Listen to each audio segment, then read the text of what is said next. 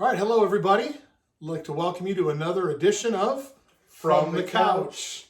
We've moved on to the NFC now, and we're going to tackle the NFC East. Always a hotly contested race in this division. Last year, the Eagles won the division, and we're going to start there in Philadelphia. So, JT, tell me about the off season in Philadelphia. How did they do? I thought they did really well. I think the most important thing they were able to do was upgrade their secondary, get trading for a number one cornerback in Darius Slay. We're also able to add Jalen Mills, bring him back, Rodney McLeod, another safety to bring in there. So good safety upgrades, and I also love the addition of Javon Hargrave for them, another guy, nose tackle to upgrade between him and Fletcher Cox. That is quite the intimidating duo on the inside of that defense. As well as one other secondary signing, Nickel Roby-Coleman, corner. It's been a really good corner for the Rams the last couple of years. Comes in there. Really like the way they attack their defense. Well, they were very active in free agency, it sounds like. So after you look at what they did in free agency and you start thinking about their draft coming up, tell us about their needs and where you think they go with their first pick. I think the obvious need would be wide receiver. Last year, ravaged by injuries. Deshaun Jackson goes down. Alshon Jeffrey goes down. You rely on Greg Ward, an XFL player, as well as J.J. Arcega-Whiteside, the receiver out of Stanford, who did not produce for them. So wide receivers producing was a huge issue for them. And although they get all of those guys back, who should improve here in the offense, and the odds of Jackson and Alshon Jeffrey getting hurt again are very low. I think they go receiver, and I think it's Justin Jefferson, an exceptional route runner coming out at LSU, great hands, and I love his ability to separate. Like I said, he's one of the better route runners. If not for Jerry Jeudy, I think he would be the second best. He is the second best route runner in this class, but most classes would be the best. Great ability there. So I'd be shocked if it wasn't Justin Jefferson. If someone reached and they took a wide receiver, I still think they got to go wide receiver with the first pick, which is Denzel Mims or maybe even a linebacker and Patrick Queen or Kenneth Murray, another need for them in the first round. Okay, so let's say they get that wide receiver they want in the first round. What do you see after that, their next couple of rounds? Where do they need to fill in then? Miles Sanders gave him a lot as a rookie running back last year, but I think he works best in a complementary role. They have him and Jordan Howard being more the bruiser inside the tackles, and Miles Sanders being an exceptional receiver. So I do think adding a more physical running back is something they look for as well. Backup offensive linemen. They lost both Jason Peters and their number one offensive tackle who started for them during their Super Bowl run in the offseason as well. So I think adding another tackle, even though they drafted Andre Dillard in the first round last year, adding a backup swing tackle with Lane Johnson always getting hurt at right tackle is a big need for them, as well as upgrading. They did a good job in safety, but it's a lot of short-term additions, so I think a long-term addition would be helpful. Where I think in the draft is, first, I do think they'd look linebacker in a Troy Dye coming out of Oregon, or a Logan Wilson coming out of Wyoming, or maybe they do draft the developmental tackle prospect in Shadiq Charles or a Ben Barch. Charles coming out of LSU, Ben Barch coming out of St. John's. So this team last year was just ravaged by injuries. So I do think this team, they're in very good position to win a division again. Just got to stay healthy and add the right quality depth pieces in the draft. Good. Okay, so you see, they were 9-7, won the division. So you see them maybe improving on that this year potentially. I mean, if they're healthy, there's no reason they shouldn't get more than 9 wins. I think that seems like the Cowboys are going to get better as well. And in general, the division should improve. I mean, this is the only division with 2 top 5 picks for a reason. It was arguably one of the worst divisions in football last year, with a lot of people thinking, does this division even deserve a playoff team? I mean, it was that rough at some point when you have a team, the winner of the division only had 9 wins. But they definitely put themselves in a position to get a bye even, which is going to be a little harder because it's only one team now, but it'll be interesting to see. Eagles, good offseason. Okay. All right, moving on. The Cowboys were 8-8 on the season, and always a disappointment for the Cowboys when they don't make the playoffs. Yep. So, again, lots of off-season moves again for the Cowboys, it looks like. And so how do you think they improved in free agency or some of their off-season moves? Re-signing Amari Cooper, I thought, was huge for them. He's been a great player for them since coming over in the trade with Oakland. Grabbing Clinton Dix, a very good safety who's bounced around from Washington, Green Bay, a little bit all over the league, the Bears last season, been a very good safety. Re-signing Sean Lee, backup linebacker. But my favorite thing they did was upgraded their interior of the defensive line, adding a great 3 technique in Grady and Gerald McCoy. Very good player there. He's been a multiple-time Pro Bowler with the Tampa Bay Buccaneers before spending last season with the Panthers. And adding Dontari Poe, a great run-stuffing, just massive human being who will sit in the middle and plug up that defensive line. And they also signed Greg Zuerlein, who's been a very good kicker for the Los Angeles Rams the last couple of years. So a lot of good. They had some money to spend. Lost Byron Jones. Unfortunately, you can't pay everyone. And I should mention the franchise tag on Dak Prescott. They should work something out long term there. But getting a franchise quarterback is always important. Okay. So in the draft, 17th pick in the first round, where do you see them going? What needs do they have to fill?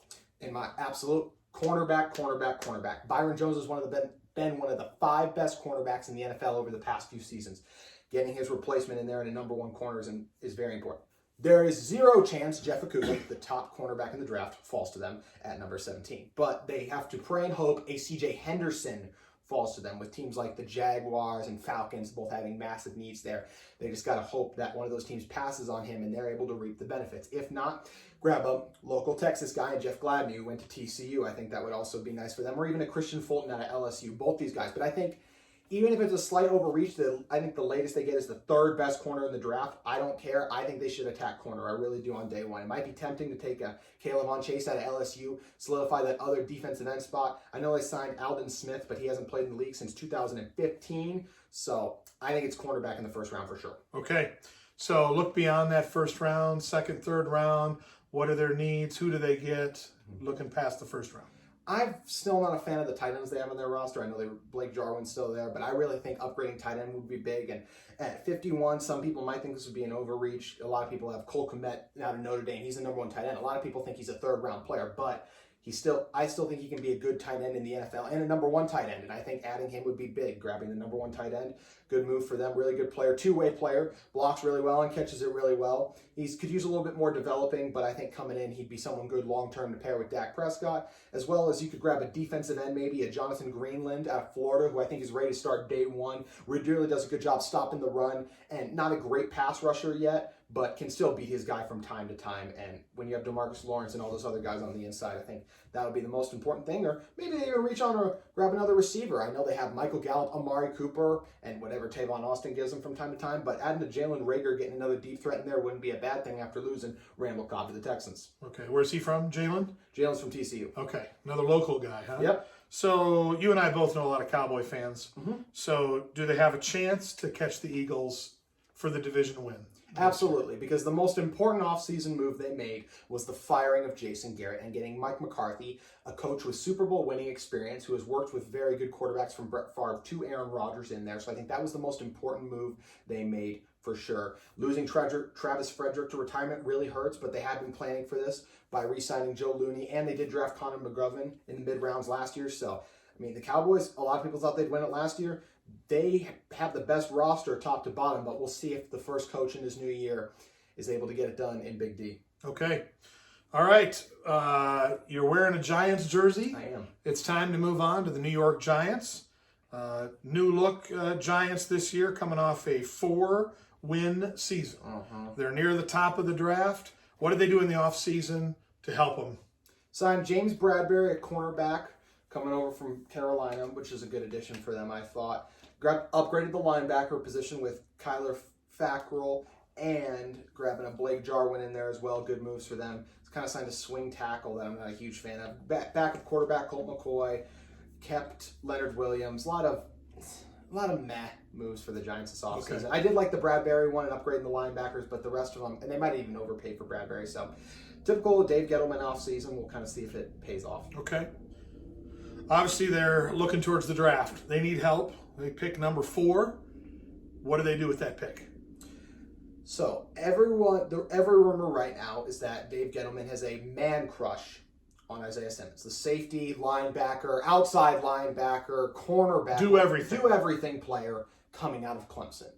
He is an unbelievable prospect, running with 4.3 speed at the combine, and he can do it all. And a lot of people say he's a man crush on him. Dave Gettleman has a history of not wanting to trade back in the draft. It's something he has done from time to time. In the year 2018, when there was rich with quarterbacks, he could have traded back and got a little bit more. He stayed pat and decided to grab Saquon Barkley. And that's what I'm wearing this jersey, not just because I love Saquon Barkley and do think he's the best running back in this division, but I would like to make my pitch to Dave Gettleman to please take an offensive tackle. Nate Soldier has not been the answer at left tackle. He could be the answer at right tackle if you slide him over there, but you'll have your pick of the top tackle off the board here. You love the power of Mekhi Becton? Take him. all-around game of a Tristan Wirfs or a Jedrick Wills, grab them as well. These are the best left tackles in the draft and in a tackle class that is absolutely loaded. I think they'll take Simmons. If I was them, I would take one of these tackles, whether it be Becton out of Louisville, Wirfs out of Iowa, Wills out of Alabama, and these guys can step in and play left tackle and protect the assets they've drafted over the last 2 years in Saquon at number 2 and a Daniel Jones at number 6 last year. You spent all this stuff on the offense. Now time to go up front and protect them by drafting as well. I understand the temptation with Simmons, great player. Get protection, offensive tackle. Okay, good thought. But I noticed here in my notes that the Giants allowed 28.2 points per game last season, third worst in the NFL. Yes. I think they're going to draft Simmons Probably. and go on the defensive side. You got to be able to play some defense. So, all right, so let's say they got that number 4 pick. They don't pick again until 36.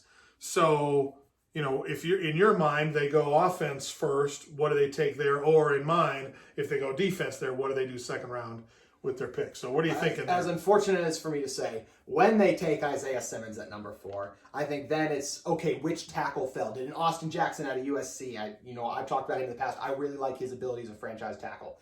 Is he going to slip? Probably not. Maybe then they move on to an Isaiah Wilson out of Georgia, kind of a shorter term guy who's a really good right tackle. And maybe then they leave Soldier on the left side. So still good tackles they can grab there. Or if not, they decide to continue to upgrade on that defense. This team desperately needs outside linebackers. Still have not signed leading sack leader from the past season in Marcus Golden. So you could grab a Terrell Lewis out of Alabama, uber athletic guy, great outside linebacker process, or a Josh Uche out of Michigan. Both really, Uche's got a lot of speed. He's a little bit more raw. I think Lewis is ready right now. Both really good players, and they have a lot of needs. I mean, when you look across the roster, free safety, outside linebacker, offensive tackle, cornerback, and a little bit better on center. Well, they only won 4 games. There's a reason for so that. they have needs. So what's their ceiling next year record-wise? Can they get to 500? No. Okay. All right. Because I would just want to say this quickly. I still don't know if Daniel Jones is the guy. I know he showed promise as a rookie, and when you leave a first impression in almost anything in life, that can outlast a couple of bad outings. When he came in and played a little bad in the first half and then pulled off a stunning victory in Tampa in his first start, kind of overshadowed a lot of the other bad performances. He had a lot of fumbles and stuff like that. So first-year head coach and Joe Judge coming over, New England special teams coordinator. Yep. Second-year quarterback Daniel Jones. I don't think they get to 500, no. Okay. All right. Let's move to the last team in the division, another team with a new coach. They have the number 2 pick coming up. Let's talk about the Redskins coming off 3 wins. A lot of question marks there.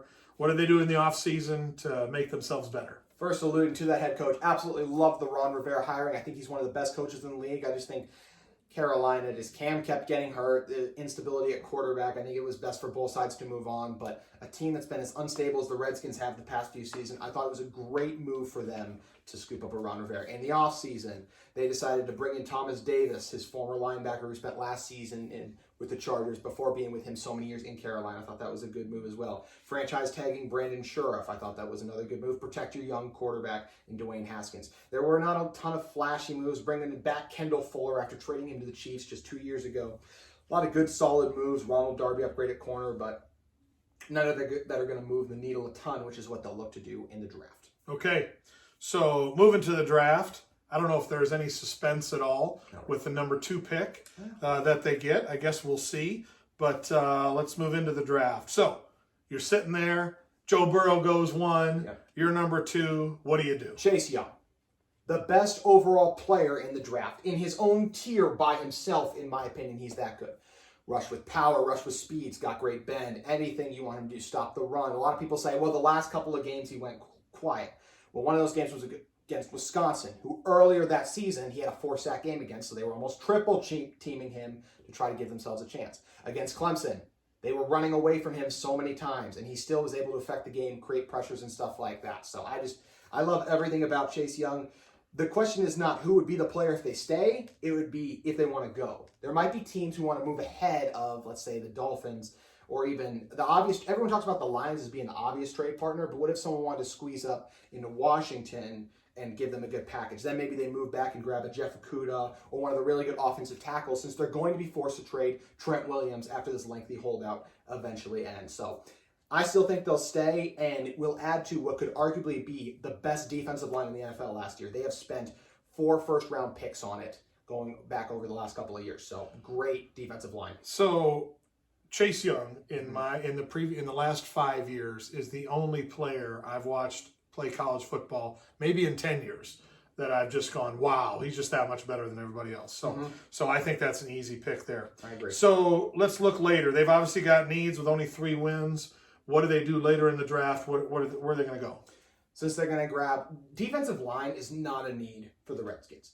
Chase Young is just that good. You draft the player with the best chance to wear a gold jacket one day. So you looked at other needs.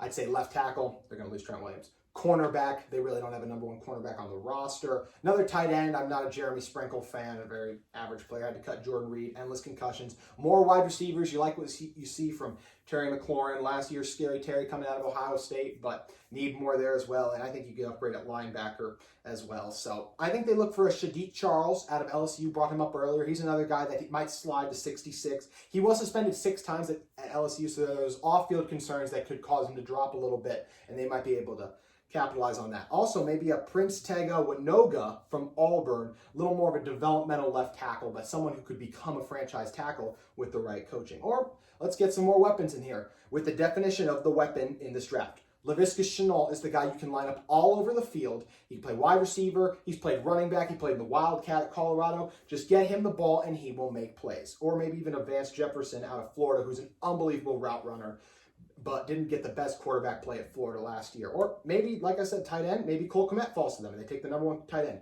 Another team with tons of roster needs and can go in many places, many players. If the best player falls to them, maybe they'll just take him. A lot that could happen under this new head coaching staff. So 3 wins last year. What's the ceiling for the Redskins this year? I'm going to give them 6. Okay. Maybe a little more. It depends on the development of Dwayne Haskins. That's a huge thing for them. They're not going to be great on offense still. There's just so many questions. Losing your franchise left tackle, second year. But I love the defensive line, as I mentioned. And as we've seen the last couple of years in the Rams team with an amazing defensive line, last year's 49ers team, when you have a great defensive line, when you build from the trenches like that, you set yourself up for success. And this Redskins defensive line, it's like, what do we do? Because you have so many guys across it you need to double team. So maybe they could get even a little more over that. We'll really have to see if they hit on the draft or not. But right now, with the current roster and even just including a Chase Young, I'm going to go 6. Okay. Well, there you go. Well, there's the NFC East. Thank you for joining us on another edition of From the Couch. We'll see you next time.